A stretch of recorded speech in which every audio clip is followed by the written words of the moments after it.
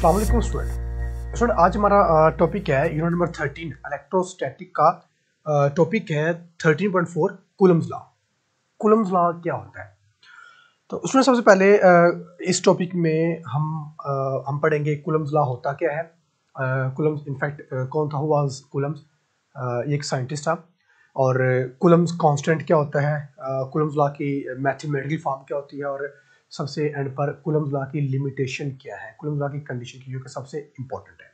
तो इसमें बात करते हैं सबसे पहले कूलम्स एक फ्रेंच साइंटिस्ट था जिसने 1785 में मैथमेटिकली एंड फिजिकली एक एक्सपेरिमेंट दिया था। कौन सा एक्सपेरिमेंट?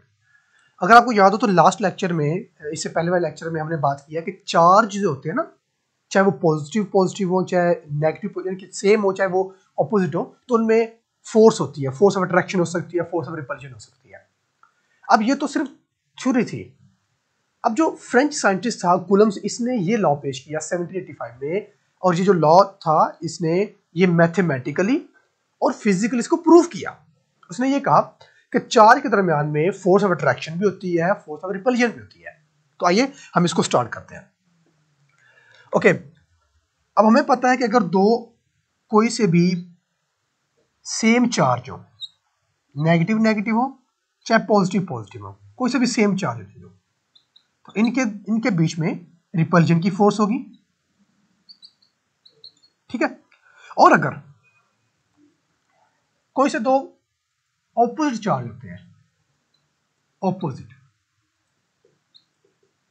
तो इन दोनों के बीच में अट्रैक्शन की फोर्स होगी। अब यही रिपल्जन और यही अट्रैक्शन की फोर्स कूलम्स ने फिजिकल और मैथमेटिकली प्रूव किया था। चलें इसको हम स्टार्ट करते हैं। तो सबसे पहले फोर्स ऑफ अट्रैक्शन या फिर फोर्स ऑफ रिपल्जन डिपेंड करती है डिस्टेंस पर, डिस्टेंस बिटवीन चार्ज के दरमियान में डिस्टेंस कितना है, पहले फोर्स पर डिपेंड करती है, और सेकंड ये फोर्स डिपेंड करती है प्रोडक्ट ऑफ चार्ज पर, प्रोडक्ट ऑफ चार्ज, ठीक है, कि चार्ज का प्रोडक्ट कितना है। ठीक हो गया। चले सबसे पहले बात करते हैं डिस्टेंस की। तो जो फोर्स होगी, ये फोर्स है, ये डिपेंड करेगी डिस्टेंस पर। चलिए हम दो चार्ज कोई से भी ले लेते हैं। मैं यहाँ पर दो चार्ज ले लेता हूँ। एक हमारे पास है जी, चलिए हम दोनों को पॉजिटिव चार्ज ले लेते हैं, पॉजिटिव चार्ज, और दूसरा भी है जी पॉजिटिव चार्ज। मैं दोनों पॉजिटिव चार्ज ले लेता हूँ। ठीक हो गया।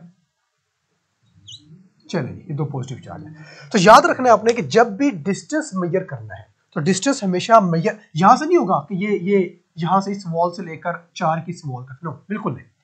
तो चार्ज से जब भी डिस्टेंस मेजर करना हो तो डिस्टेंस हमेशा सेंटर से मेजर होता है। ये इसका सेंटर है और ये दूसरे चार्ज का सेंटर है, यानी कि ये Q1 है हमारे पास और ये Q2 है। तो जब भी चार्ज में के दरमियान में डिस्टेंस मेजर करना हो तो वो हम चार्ज के सेंटर से मेजर करते हैं। सेंटर से क्यों? क्योंकि सेंट्रल पार्ट उसका हैवी पार्ट होता है, वहीं से ही फोर्स ऑफ अट्रैक्शन और वहीं से फोर्स ऑफ रिपल्जन प्रोड्यूस होती है। That's why. ठीक हो गया। अच्छा, एक और चीज इसमें मैं ऐड करता जाऊं। सपोज करते हैं कि हमारे पास ये एक पॉजिटिव चार्ज है, तो इसका एक फील्ड होगा इस तरह से। इस फील्ड के अंदर जब भी कोई दूसरा चार्ज आएगा तो ये वाला उस दूसरे को इफेक्ट करेगा। और ये जो फील्ड होता है ना, ये क्योंकि ये बोर्ड है तो इसके ऊपर ये 2D में बन रहा है। इनफैक्ट ये होता है स्फीयर, ये स्फीयर फॉर्म होता है। स्फीयर बिल्कुल वैसे ही जैसे एक फुटबॉल होता है ना, एक टेनिस बॉल होती है, बिल्कुल ये वैसी स्फीयर होता है बॉल।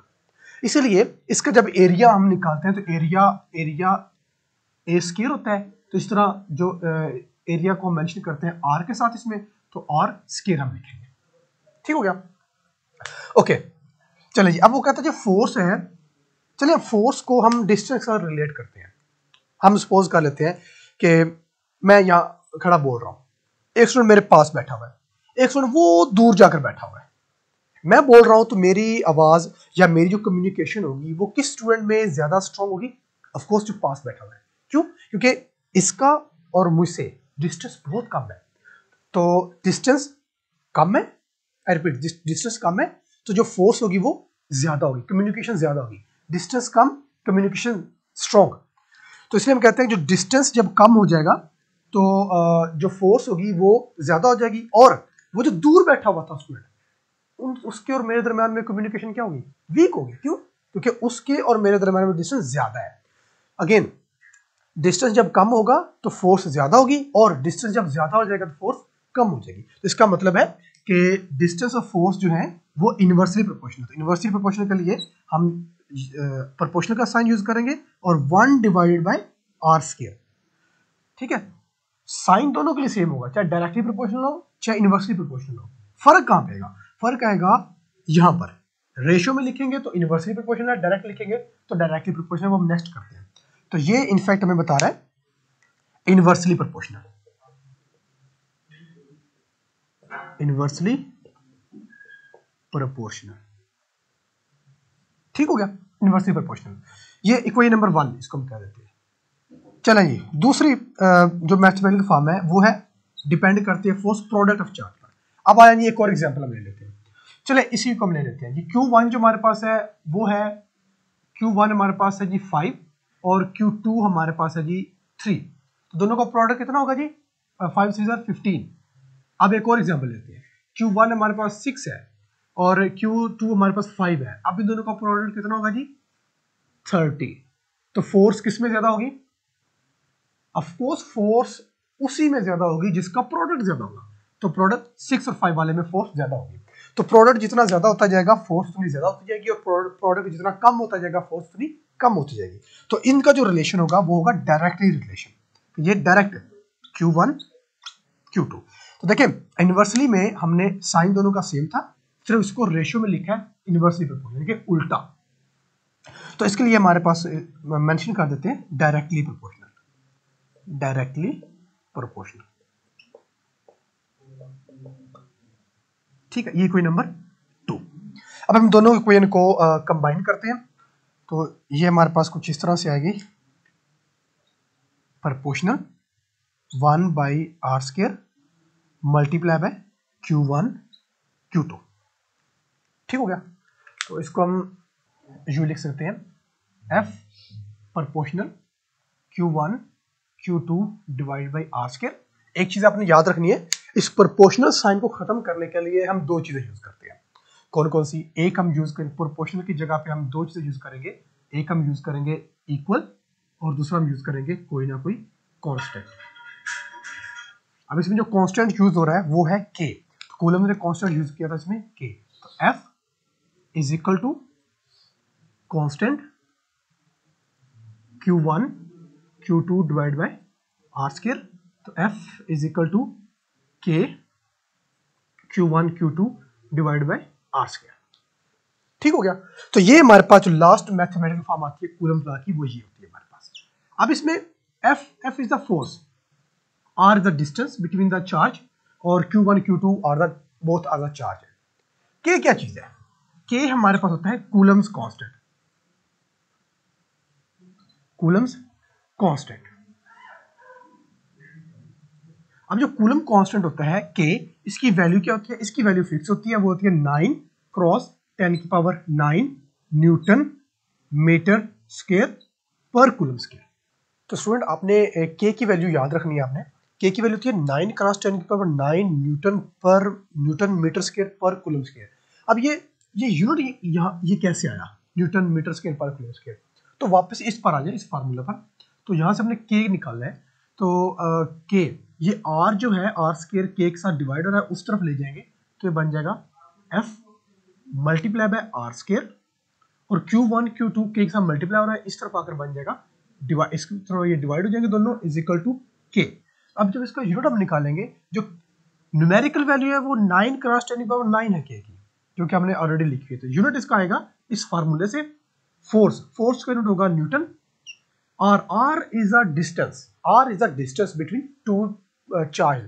लेकिन ये यहाँ पर जो R है वो R स्क्वायर है। वैसे डिस्टेंस का यूनिट क्या होता है? डिस्टेंस का यूनिट होता है मीटर। तो डिस्टेंस का यूनिट हो जाएगा मीटर, लेकिन यहाँ पर डिस्टेंस स्क्वायर है तो मीटर स्क्वायर हो जाएगा, divided by Q1 Q2। Q the charge का यूनिट हमारे पास होता है कूलम। तो कूलम को हम लिखते हैं C के साथ, ये भी कूलम, Q1 के लिए भी कूलम, Q2 के लिए भी कूलम। तो हम यहाँ पर इसको इकट्ठा लिखेंगे तो कूलम स्क्वायर लिख लेंगे। ठीक हो गया, ऐसे लिख लें, या फिर इसको यूं लिख लें न्यूटन मीटर स्क्वायर पर कूलम स्क्वायर, ऐसे लिख लें, बात एक ही है।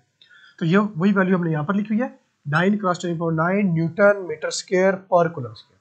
एक चीज और याद रखनी है, जो के की वैल्यू होती है ये डिपेंड करती है मीडियम पर। मीडियम, ये कौन सा मीडियम? ये वो मीडियम है मीडियम बिटवीन चार्ज। ये वो मीडियम है जो चार्ज के दरमियान में है। जैसा कि यहाँ पर दो चार्ज हमने शो किए हैं, अगर इन दोनों के चार्ज के दरमियान में एयर मौजूद है, तो एयर, जब एयर मौजूद है तब के की वैल्यू हमारे पास ये होती है 9 × 10⁹ याद रखिए, जब एयर हो ना दोनों चार्ज के दरमियान में, तब के की वैल्यू 9 × 10⁹ होती है। अगर चार्ज के दरमियान एयर की बजाय कोई और मीडियम हो, जैसा कि कोई हम प्लास्टिक की शीट रख लेते हैं, कोई वॉल कंक्रीट की वॉल बना देते हैं, कोई आयरन की शीट रख देते हैं, कोई पेपर रख देते हैं, तब जो के की वैल्यू होगी हर मटेरियल के लिए डिफरेंट होगी। ठीक है, किसी के लिए के की वैल्यू ज्यादा होती जाएगी, किसी के लिए के की वैल्यू कम होती जाएगी, लेकिन याद रखना ये के की वैल्यू हमेशा एयर के लिए होती है। तो यहाँ पर स्टूडेंट आपके पास एक एमसीक्यूज भी बनता है कि what is the numerical value of के, तो ये वैल्यू आपने याद रखनी है। और दूसरा यहाँ पर एक शॉर्ट क्वेश्चन आपके लिए बनता है द वैल्यू ऑफ के डिपेंड अपॉन व्हाट फैक्टर। तो के की वैल्यू डिपेंड करती है मीडियम बिटवीन चार्ज, और इस मीडियम, जो मीडियम होगा ना चार्ज के दरमियान में, उसको हम बोलते हैं डाई इलेक्ट्रिक। डाई इलेक्ट्रिक, अब ये डाई इलेक्ट्रिक कोई भी हो सकता है, एयर हो सकती है, वॉल हो सकती है, आयरन शीट हो सकती है, पेपर शीट हो सकती है, कुछ भी हो सकता है डाई इलेक्ट्रिक। ठीक है, ओके स्टूडेंट, यहाँ पर एक मोस्ट इंपॉर्टेंट शॉर्ट क्वेश्चन वो ये है, what is limitation of Coulomb's law? Limitation student, ये limitation of Coulomb's law that's very important है, शॉर्ट क्वेश्चन। तो याद रखना है इसकी लिमिटेशन मतलब कंडीशन किस कंडीशन के तहत, या फिर इसको हम यूं कह लें कि कूलम्स लॉ वैलिड किस किस के लिए है, जिस पॉइंट के लिए वैलिड है कंडीशन, लिमिटेशन का मतलब हुआ है। तो सबसे पहले जो कंडीशन है हमारे पास वो है पॉइंट चार्ज।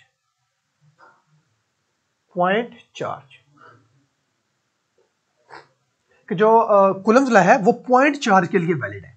अब ये पॉइंट चार्ज क्या होते हैं स्टूडेंट? याद रखना आपने, पॉइंट चार्ज की डेफिनेशन अलग से पूछी जा सकती है। What is point charge? तो पॉइंट चार्ज ऐसे दो चार्ज होंगे जिनके दरमियान का डिस्टेंस, आई रिपीट, सपोज ये दो चार्ज है, इन दोनों के दरमियान का डिस्टेंस जो है वो ज्यादा है एज कम्पेयर टू इसके साइज के, यानी कि साइज कम है, दरमियान में डिस्टेंस ज्यादा है। तो ऐसे चार्ज जिनका साइज कम होता है जबकि उनके दरमियान में डिस्टेंस ज्यादा होता है, उन चार्ज को नाम देते हैं पॉइंट चार्ज। ठीक है, तो सबसे पहले बात यह है कि कूलम्स लॉ वैलिड होगा, पहला पॉइंट है पॉइंट चार्ज के लिए, और दूसरा पॉइंट होगा स्टेशनरी चार्ज के लिए। स्टेशनरी चार्ज, अब ये स्टेशनरी चार्ज ये हमारे लिए डिस्कस कर चुके हैं पिछले लेक्चर में, यानी कि वो वाले चार्ज जो रेस्ट पर होते हैं। तो ये है limitation, write down the limitation of Coulomb's law. 1 point charge, second stationary charge. तो ये बहुत इंपॉर्टेंट शॉर्ट क्वेश्चन आपसे पूछा सकते हैं।